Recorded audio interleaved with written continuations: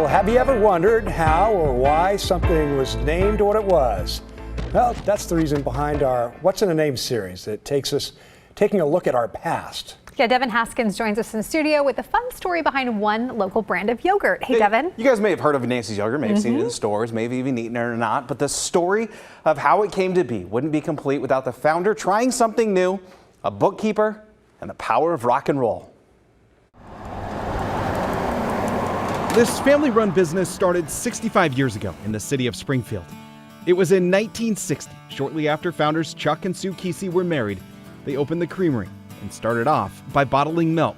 And when we went to school, we drank the milk on our trays that our parents bottled in the creamery. Chuck had a background in dairy science and always had bigger plans beyond milk. I think they would tell you it was never their long-term goal to bottle milk. This is Cheryl Kesey Thompson and her younger brother Kit Kesey, Chuck and Sue's children. They run the business now. Their father Chuck loved a little-known probiotic named acidophilus. It was a good bacteria that was being used in veterinary medicine, but Chuck knew the gut health benefits it could provide for humans. He just looked at the results of eating probiotic. Chuck's dream would come true in 1969 when they hired a bookkeeper. Trust me, it'll all make sense. I applied for the job and they hired me on the spot. This is Nancy Van Brashhammer. She was more than just a bookkeeper. I was the yogurt maker, of course, at the creamery. Yep, that Nancy. The one whose name you see here on this container of yogurt. Taking her recipe, Chuck added his probiotic cultures to it. And by 1970, the yogurt was being sold at local natural health food stores and co-ops.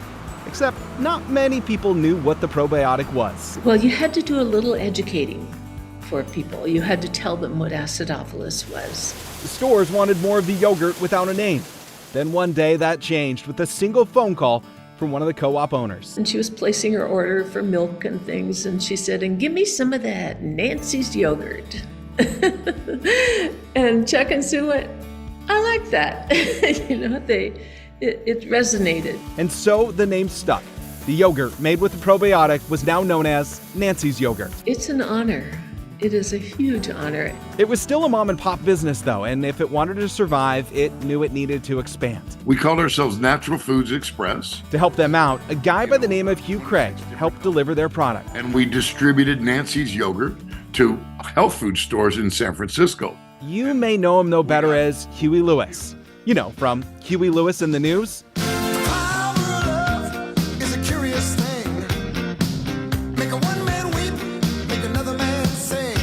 It was in the early 70s. Lewis and his business partner would make overnight trips from the Bay Area to Springfield, load up the yogurt, and then drive back to the Bay Area and make their deliveries. It was a real, it was crazy times. We worked from dawn till dark. And it was during one of these trips I'm supposed to get a raise next week, you know that when I won't. Working for a living. He recorded one of his many hit songs. I wrote Working for a Living while delivering yogurt in Berkeley. There's no question of I remember the exact moment I had the idea. One might think this is where the story ends. The business flourishes and the rest is history. Except that is the complete opposite. The Springfield Creamery was having trouble making ends meet, and when a tax bill came due, Chuck and Sue didn't have the money. By 1972, my parents found themselves definitely in tight times. Chuck had a pretty big idea to help save the business. My dad went and asked the Grateful Dead if they would do a benefit for the creamery. Yep, the Grateful Dead with Jerry Garcia. They knew each other through Chuck's brother, noted author Ken Kesey.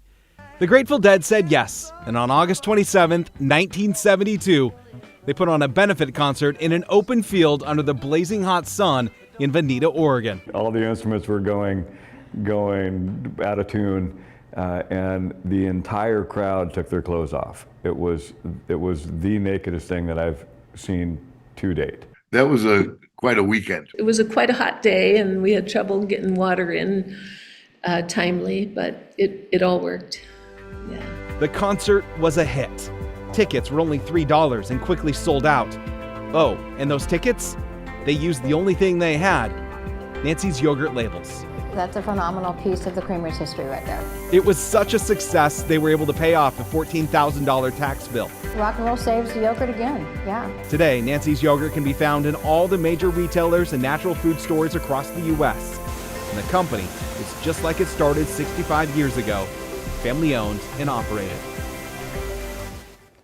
Chuck and Sue are semi-retired, but still check in on the business from time to time. And Nancy worked for the Creamery for 50 years, retiring just a few years ago.